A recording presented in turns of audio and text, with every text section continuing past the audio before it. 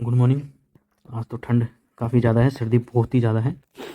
Temperature 0 पे आ गया है, 0 डिग्री सेंटीग्रेड पे या सेल्सियस पे। तो जैसा कि आपको इस कार्टून के अंदर दिख रहा है कि जैसे कोरोना काल के अंदर जो अमीर लोग थे उनकी संपत्ति काफ़ी गुना बढ़ी है और जो गरीब लोग हैं वो और ज़्यादा गरीब हो गए।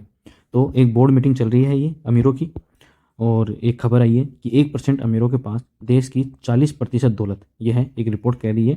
तो ये जो इन बोर्ड मीटिंग का जो हेड है ये बोल रहा है कि शर्म की बात है कि 60% अभी भी गरीबों के पास है, यानी कि उनके पास है। उनके पास का मतलब इसका तात्पर्य ये है कि गरीबों के पास है।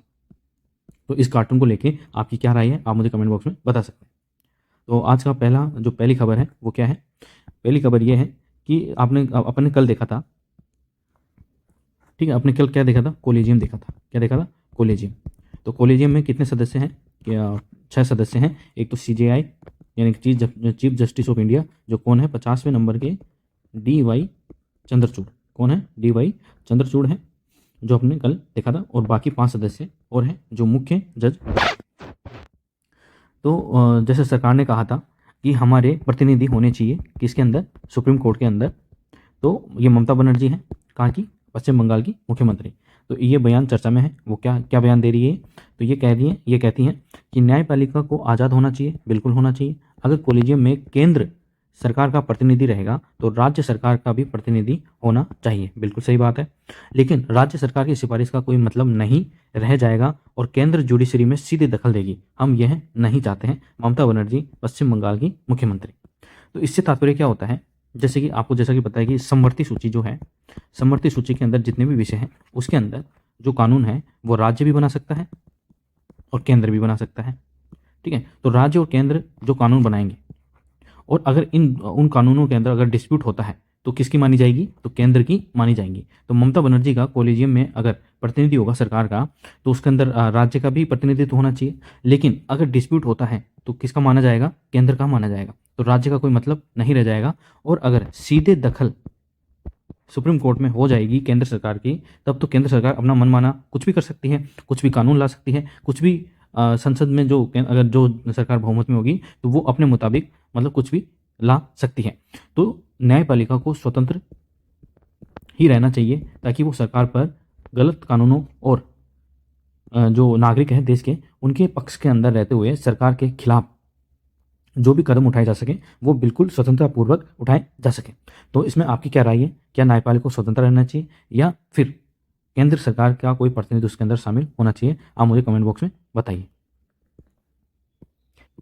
तो नेक्स्ट है ये जो डांस दिख रहा है आपको, ठीक है, ये डांस क्या है। तो जैसे कि आपको पता है कि जो शास्त्रीय नृत्य हैं वो कितने हैं, हमारे 8 हैं। ठीक है, कौन कौन से हैं आप मुझे कमेंट बॉक्स में बताइए।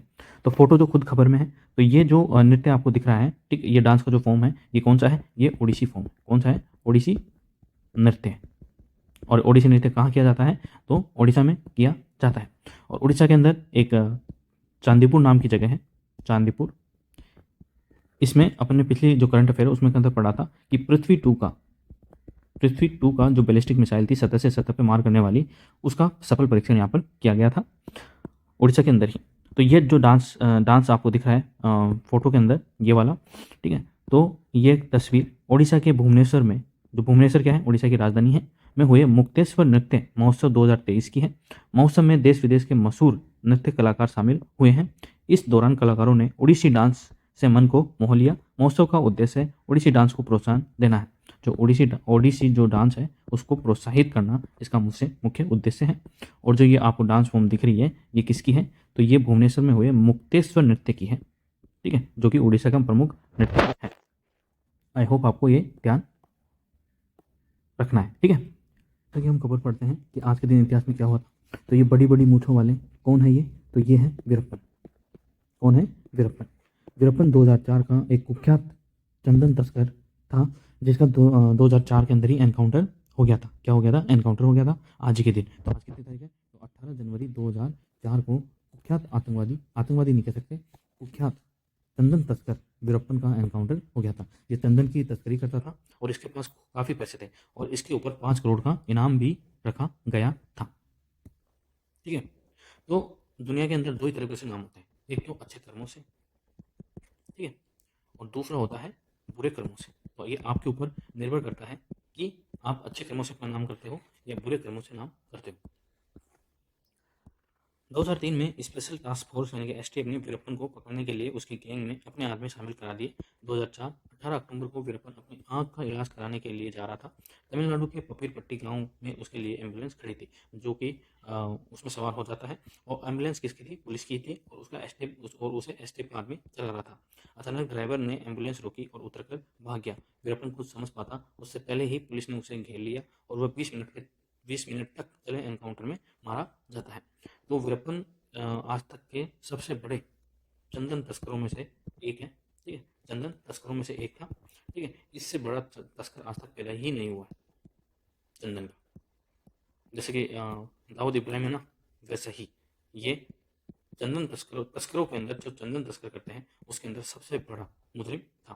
ठीक है, तो ये कुख्यात चंदन तस्कर वीरप्पन का एनकाउंटर कब होता है? 2004 के अंदर। तो इसके ऊपर आपसे क्वेश्चन तो नहीं पूछा जाएगा, ये केस स्टडी में आ सकता है। ठीक है, कि ऐसे जो तस्कर है, ठीक है, वो कैसे उभर कर आते हैं, इसके पीछे क्या कहानी हो सकती है। ठीक है, तो उसके ऊपर आपको जो क्वेश्चन है वो तस्करी पर क्वेश्चन आपका बन सकता है, तो ये आपको ध्यान रखना है। ये लो जी, अब स्मार्ट पर्स जो पर्स होता है, वॉलेट होता है, सुरक्षित रखेगा आपके एटीएम कार्ड को। कैसे? सेंसर युक्त चिप लगी पर्स में रखे डेबिट व क्रेडिट कार्ड का ऐप करेगा बैंक से सत्यापन। पर्स चोरी या खोने पर कार्ड हो जाएंगे निष्क्रिय। तो इससे बढ़िया तो कुछ हो ही नहीं सकता। ये कहाँ का स्टार्टअप है? तो ये आईआईटी कानपुर का है। ठीक है, और यह है प्रोफेसर अंकुश शर्मा के निर्देशन में ये आविष्कार किया गया है। तो इसकी तकनीक के तीन भाग होंगे। कितने भाग होंगे? 3 भाग, जिसके अंदर इस तकनीक के 3 भाग हैं। एक तो वॉलेट यानी कि पर्स, ऐप और सर्वर। सर्वर से फ़ोन का एप्लीकेशन जुड़ा है और एप्लीकेशन पर्स के चिप से। कंपनी अपने सर्वर को जब बैंक के सर्वर से लिंक करेगी तब ग्राहक का सत्यापन होगा। ग्राहक को ऐप अपने मोबाइल से डाउनलोड करना पड़ेगा। इस पर्स की अनुमानित कीमत लगभग 3,000 रुपये है, तो ज़्यादा तो नहीं है, 3,000 काफ़ी ठीक है। अगर 3,000 के रुपये में अगर आपका 3-4 लाख रुपए बच जाते हैं तो ये इसके कंपैरिजन में, इसकी तुलना में काफ़ी कम रुपए है। ग्राहक जब स्मार्ट पर्स से कार्ड निकालेगा तो मोबाइल ऐप के साथ ही बैंक के सर्वर पर भी अलर्ट जाएगा। अब ग्राहक कार्ड वापस रखता है तो पर्स फिर सूचना देता है कि कार्ड मिल गया है और सुरक्षित है। कार्ड खोने या क्लोन होने पर काम नहीं करेगा, तो ये बहुत अच्छी बात है। मोबाइल के ब्लूटूथ से कनेक्ट होने से 10 मीटर की दूरी होने पर संपर्क टूट जाएगा। ठीक है, तो 10 मिनट की दूरी पर संपर्क टूट जाएगा और 180 सेकंड यानी कि 3 मिनट के बाद कार्ड से लेन देन के लिए निष्क्रिय कर देगा। मतलब कार्ड को निष्क्रिय कर देगा अगर 10 मीटर से दूर चला जाता है ब्लूटूथ से पर्स। और 10 मिनट दूर चला जाता है, 10 मीटर दूर चला जाता है पर्स से, तो 3 मिनट के अंदर अंदर यानी कि 180 सेकंड के अंदर अंदर जो कार्ड है वो क्या हो जाएंगे? निष्क्रिय हो जाएंगे। ठीक है, तो उनका कोई यूज नहीं ले जाएगा। तो काफ़ी अच्छा है ये आइडिया। ठीक है, आई होप जल्दी ये अपन को मार्केट में देखने को मिले। ठीक है, तो आज के करंट अफेयर इतने ही थे। आई होप आपको ये पसंद आए होंगे। अगर पसंद आए तो प्लीज़ क्लास को लाइक करें, शेयर करें और चैनल को सब्सक्राइब जरूर करें। Thank you so much. और आप सपोर्ट नहीं करते हो यार, सपोर्ट करा करो प्लीज़। सपोर्ट काफ़ी कम सब्सक्राइबर हैं अभी, 617 ही है। कम से कम 1000 तो करवा दो यार प्लीज।